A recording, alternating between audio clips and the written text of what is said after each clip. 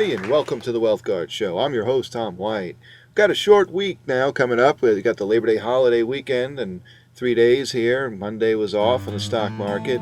Doesn't look like it's going to be a good week coming up, though, as indicators are suggesting another leg down. Last week we left you, we had the pennant flag, and we weren't sure which way that was going to break out, but it did break out to the upside, but we were lacking the volume once again, and that's what we were looking for, some high volume. We didn't get that, and we sold off for the rest of the week, headed lower, and it's looking like it's going to head a lot lower again this week, so thankfully it's a 4-day week.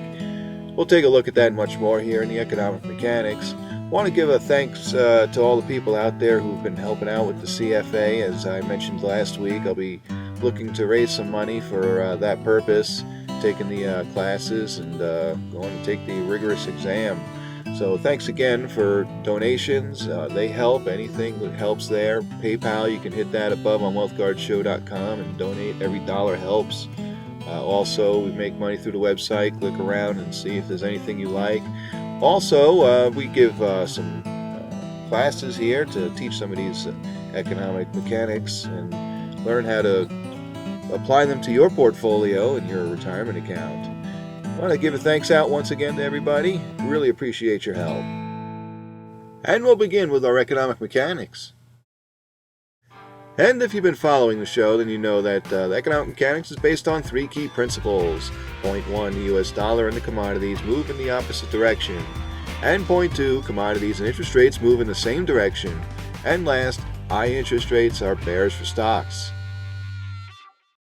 And we'll begin with the US dollar. And on the daily chart of the US dollar, things are looking pretty good. Down below, point number 1, the stochastics are recovering very nicely from oversold territory. They're breaking out, move across 50 line 2. We gave this one a green mark.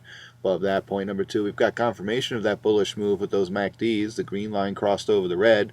That's bullish, and the histogram bars are rising above 0.2. We gave this one a green mark. And up top, the relative strength index. It's also taken out the 50 line here, and like that, gave this one a green mark.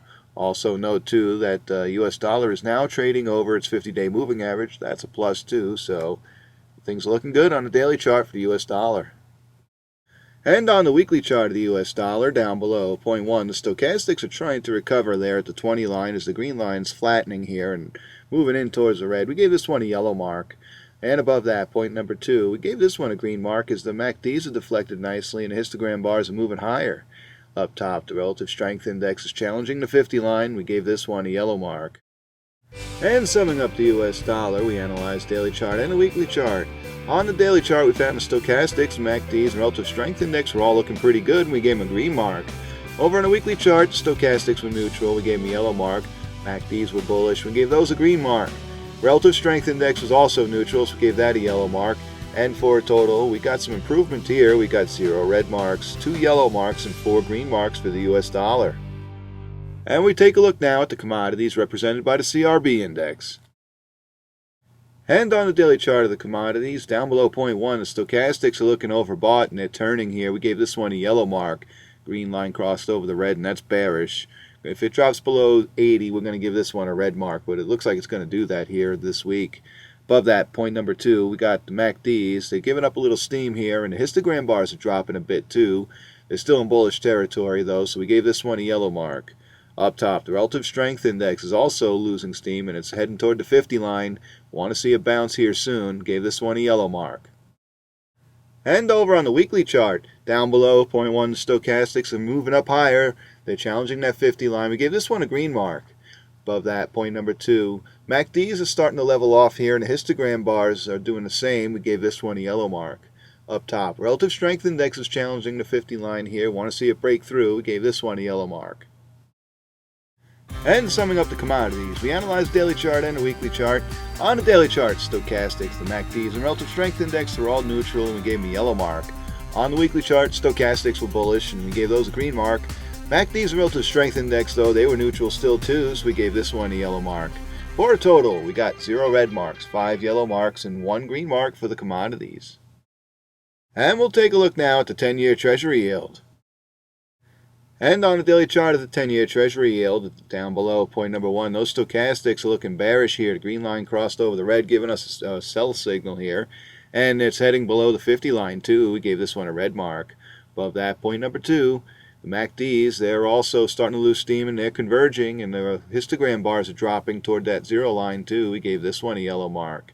And up top, relative strength index is headed toward that 30 line. We don't like that. Gave this one a yellow mark.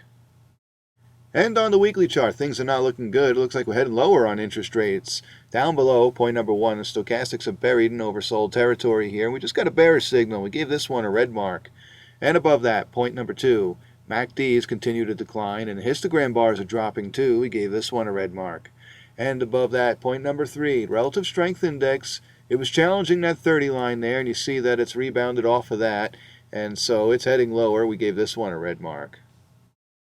And summing up 10-year Treasury yield, we analyzed daily chart and a weekly chart.